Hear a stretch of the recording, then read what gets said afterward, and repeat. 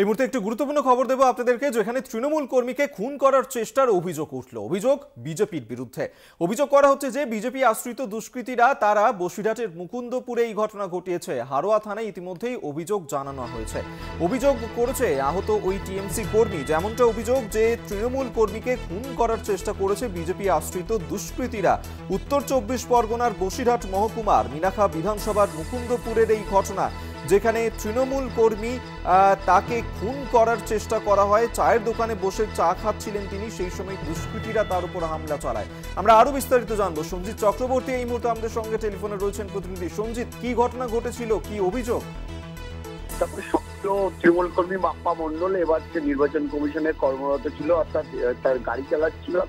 তুই জানো, সদ্য নির্বাচন শেষ হয়েছে গতকাল, অর্থাৎ মিনাখার যে মুকুন্দপুরে একটি চায়ের দোকানে বসেছিল। সেই সময় বিজেপি, তার যে অভিযোগ যে বিজেপি আশ্রিত দুষ্কৃতীরা তাকে এসে দোকান থেকে বের করে এনে মাথায় বাঁশের বাড়ি মারে এবং খুনের চেষ্টা করে। একাধিক শরীরে আঘাতের চিহ্ন নিয়ে হারোয়া গ্রামীণ হাসপাতালে ভর্তি।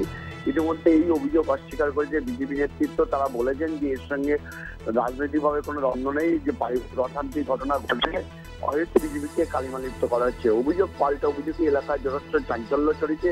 এই আক্রান্ত তৃণমূল কর্মী বাপ্পা মন্ডল দুইজনের বিরুদ্ধে, বিশেষ করে অচিন্ত সর্দার আরো এক জয়ন্ত সরকারের বিরুদ্ধে কিন্তু হারোয়া থানায় লিখিত অভিযোগ দায়ের করেছে এবং তার মাথায় একাধিক গুরুতর আঘাতের চিহ্ন রয়েছে এবং সিটি স্ক্যান করা হয়েছে। পাশাপাশি সব মিলিয়ে নতুন করে এই মিনাখাতে উত্তপ্ত হয় এলাকায় যথেষ্ট চাঞ্চল্য রয়েছে। পুলিশ ইতিমধ্যে তদন্ত শুরু করেছে।